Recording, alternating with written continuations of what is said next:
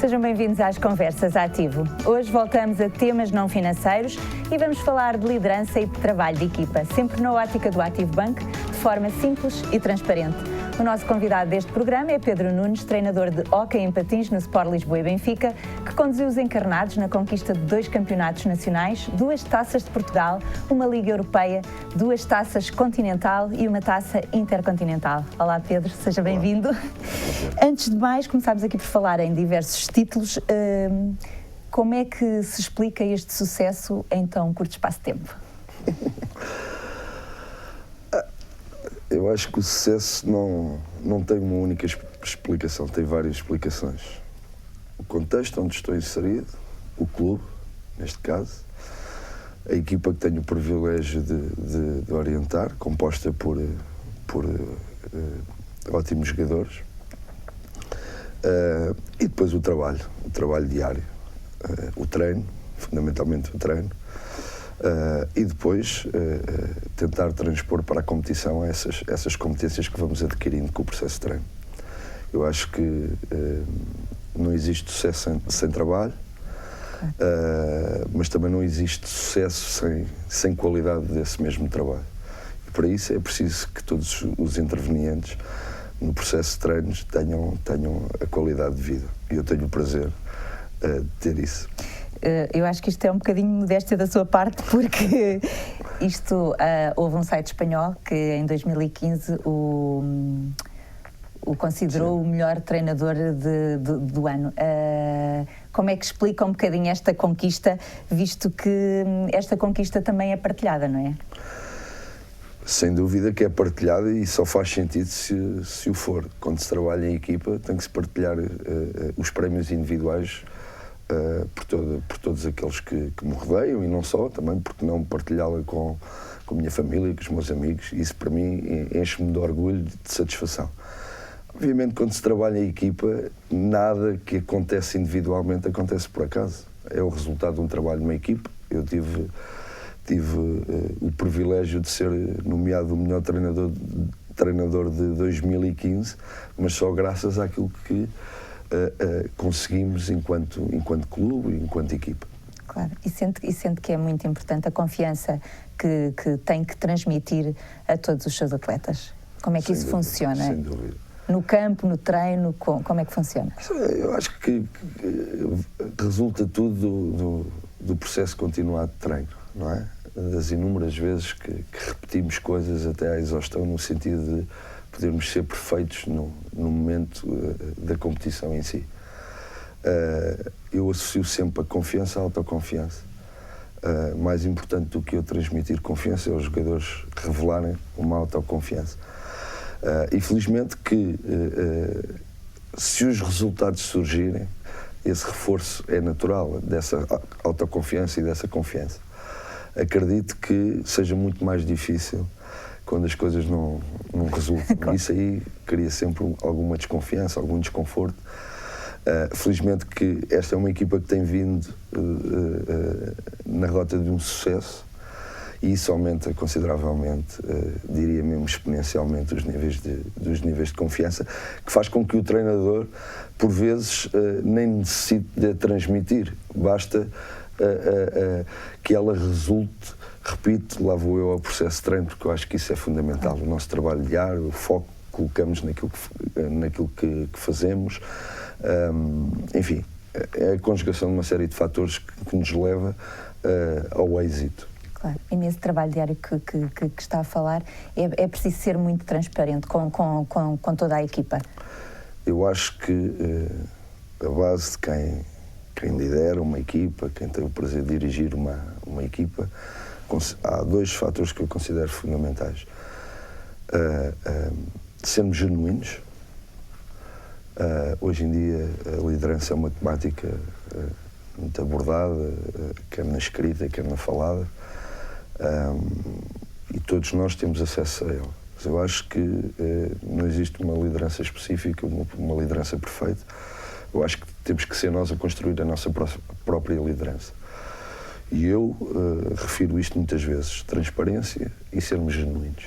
Acho que isso é fundamental. Eu não me imagino a vestir ou uma capa daquilo que não seja eu próprio. Na minha vida particular, na minha vida profissional, procuro ser o mais genuíno e o mais transparente possível com quem trabalho. Claro, e sente que também recebe o retorno disso, da sua equipa? De certa forma, sim. Eu acho que tem muito a ver com o contexto da própria liderança. Há diferenças, claro, entre treinar o Benfica e treinar uma equipa mais pequena, menos cotada, claro, menos experiente, não é? E nós, treinadores, temos que adaptar-nos constantemente a esse contexto. Não há uma liderança estanque. Claro. Não há como dirigir uma equipa de uma forma estanque. Essa liderança, esse dirigir de uma equipa tem que ser um processo, tem que ser construído, nunca está acabado. Claro. E eu costumo defender muito o princípio da adaptação, da adaptabilidade. O que hoje temos a certeza, amanhã pode ser uma das nossas maiores dúvidas. E é importante nós, quando partirmos para neste meu caso, para treinar uma equipa, definir muito bem o contexto em que estamos inseridos, para quem trabalhamos, com quem trabalhamos e os objetivos que pretendemos atingir. Nunca lhe aconteceu, Pedro, ver mais potencial nas pessoas com que trabalha do que as próprias? Isso é subjetivo. Às vezes é exatamente o contrário. Às vezes querem fazer crer que são mais do que aquilo que efetivamente são. E nós às vezes temos que de certa forma, refriar um pouco os ânimos. Qualquer das formas, isso acontece esporadicamente. As pessoas às vezes estão num momento de menor autoestima, de menor confiança, e é preciso a intervenção do treinador no sentido de elevar um pouco a Às vezes é um bocado moral. Psicólogo, não? Sim. Um treinador é um bocadinho de tudo. Às vezes até... às vezes pai, irmão, nós temos que ser. Repito, tem muito a ver com o contexto. Claro. Não acredito... nós podemos ler muito sobre liderança, nós podemos saber muito sobre liderança, mas eu acho que o contexto é que define essa mesma liderança. Eu próprio... Tem que se ir adaptando no terreno, não é? Totalmente. Eu próprio já cometi erros no passado, porque também não tinha a experiência e a vivência. Eu acho que a liderança também é uma coisa que se vai ganhando em função da experiência e da vivência que se vai tendo, não é? E o que era bom há 10 anos atrás, hoje pode não ser. O que era bom num clube como o Paço de Arcos, como o Hockey Clube de Sintra, definitivamente não se adequa e não se adapta ao Benfica. Claro. Está aí a tocar num ponto que também é muito a cara do Active Bank, que é a inovação. É preciso estar sempre também a acompanhar de alguma forma a mudança também aí, não? Claro que sim, claro que sim. Não é? Parar é morrer. Se nós andarmos sempre a fazer a mesma coisa, a transmitir as mesmas ideias, os mesmos conceitos, quem recebe essa mensagem tende numa primeira fase a cansar-se, claro, e numa segunda fase a não a fazer ou a não seguir as nossas diretrizes. E isso leva-nos inevitavelmente ao fracasso, ao desaire, ao desânimo. Claro. E há pouco, quando estava a falar, realmente que acaba por haver perfis muito diferentes nos atletas que treina. Como é que naqueles que são mais difíceis conseguem incutir-lhes as responsabilidades que têm que incutir para conseguirem atingir determinado objetivo? Não, eu tenho o prazer de estar num estágio onde os jogadores sabem da sua própria responsabilidade, sabem muito bem os objetivos que pretendemos atingir, e eu acho que isso é fundamental, não é? A definição clara dos objetivos a atingir, sabem o clube que representam, sabem aquilo que os rodeia, o que esperam deles próprios, e portanto eu acho que essa é uma responsabilidade intrínseca. Eu acho que quem joga no Benfica tem por obrigação ser um atleta consciente e responsável, e portanto essa minha tarefa está um pouco facilitada, mas às vezes há aqueles mais novos que querem aparecer, querem surgir e acham que as coisas podem acontecer já de um dia para o outro, e é importante ir-lhes dando alguns feedbacks no sentido de que as coisas não acontecem de um dia para o outro, que tem que ter calma, tem que esperar. Mas de uma forma geral, a responsabilidade é uma coisa que tem que estar presente em todas as áreas da nossa vida, não é? Sejam elas profissionais, particulares, familiares. E eu acho que um atleta do Sport Lisboa e Benfica só tem que ser responsabilidade máxima, com alguma liberdade que eu também concedo e que faço questão de conceder. Claro que é importante. E como é que consegue reter alguns talentos que vai descobrindo? Eu acredito que só com dinheiro. Neste caso, convenhamos. Não, é evidente que, claro, que o aspecto financeiro hoje assume uma importância capital. Agora, eu acho que as condições de trabalho, as infraestruturas, os técnicos que estão à volta de uma equipa são muito importantes no suporte da retenção desses talentos. É evidente que por vezes é difícil entrar na cabeça do atleta e explicar-lhe que existem coisas mais importantes do que propriamente o retorno financeiro.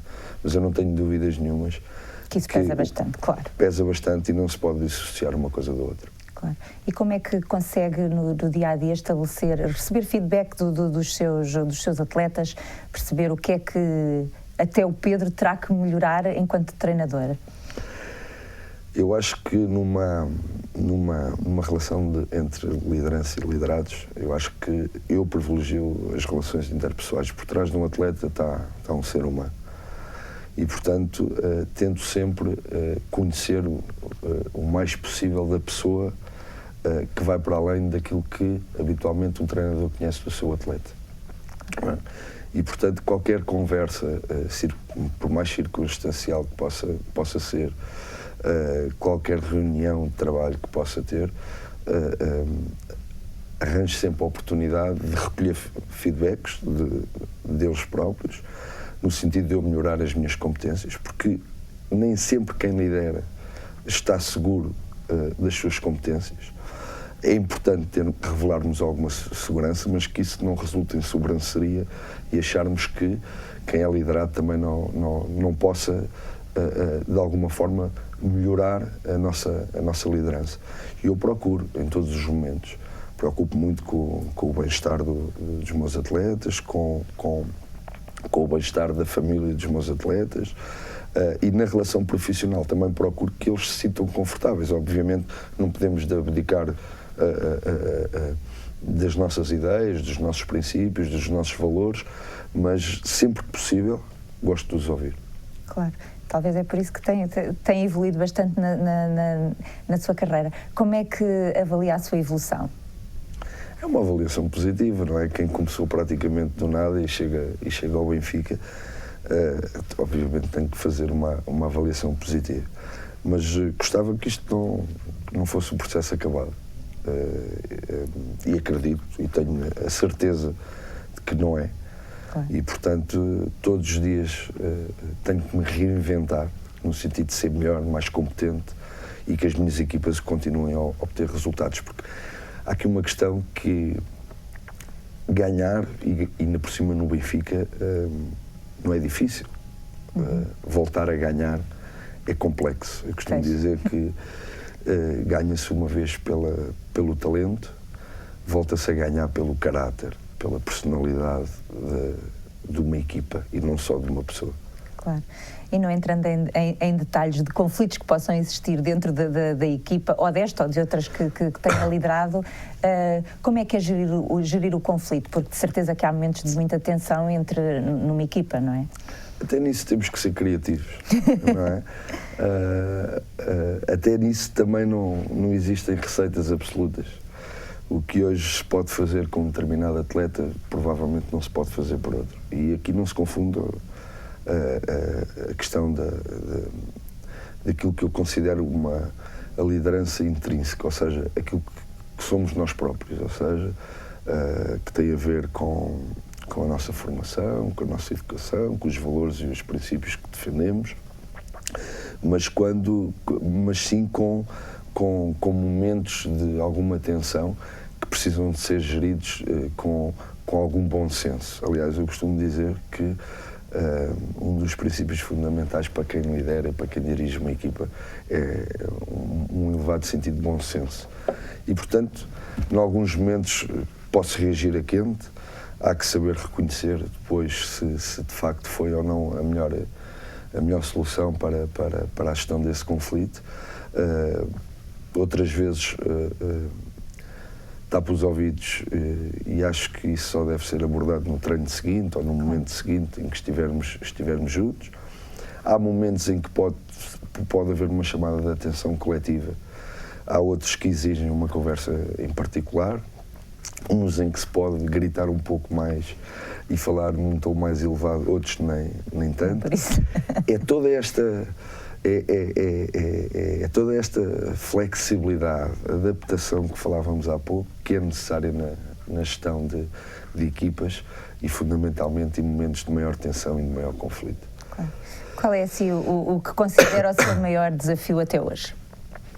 Eu acho que o maior desafio é ser treinador do Benfica, sem dúvida, não só pelos objetivos que estamos quase que obrigados a atingir, mas também depois o próprio nome, o nome do próprio Benfica, não é? Toda esta envolvência, os adeptos, os sócios, portanto há expectativas elevadíssimas e portanto isso exige muito de nós. Mas tive outros desafios bastante interessantes, totalmente diferentes, lá está num contexto completamente diferente, como por exemplo treinar a seleção de Moçambique já em 2 campeonatos no mundo, onde estamos num contexto completamente diferente, onde não existem as infraestruturas desportivas, não existem os técnicos à nossa volta, desde o psicólogo... E ainda tem que ser mais criativo. Muito mais. E se calhar esse desafio de treinar a seleção de Moçambique fez-me crescer muito e fez-me olhar para a liderança de uma forma completamente diferente daquela que tinha feito até então. Mas é giro porque esses desafios, quanto mais difíceis, tornam-nos mais fortes e mais preparados para o futuro. Eu confesso aqui uma coisa que até hoje disse a muito pouca gente. Eu, se não tivesse treinado a seleção de Moçambique, provavelmente não me sentiria capacitado para aceitar o convite do Benfica e ser treinador do Benfica. Portanto, lá está. Por muito arrojado, por muito forte que seja o projeto, e estamos a falar do Benfica, eu acho que há etapas que devemos cumprir no sentido de podermos lá chegar cada vez mais capazes, mais preparados. Pedro, não sei se quer deixar umas notas finais, estamos mesmo a entrar aqui na reta final do nosso Conversas Ativo. Eu queria agradecer o convite. Não sei se correspondia às expectativas. É um tema que me apaixona, que tenho lido muito no sentido de melhorar as minhas competências nessa área, mas continuo a acreditar que todos nós devemos criar a nossa própria liderança e tem muito a ver com aquilo que nós somos na realidade.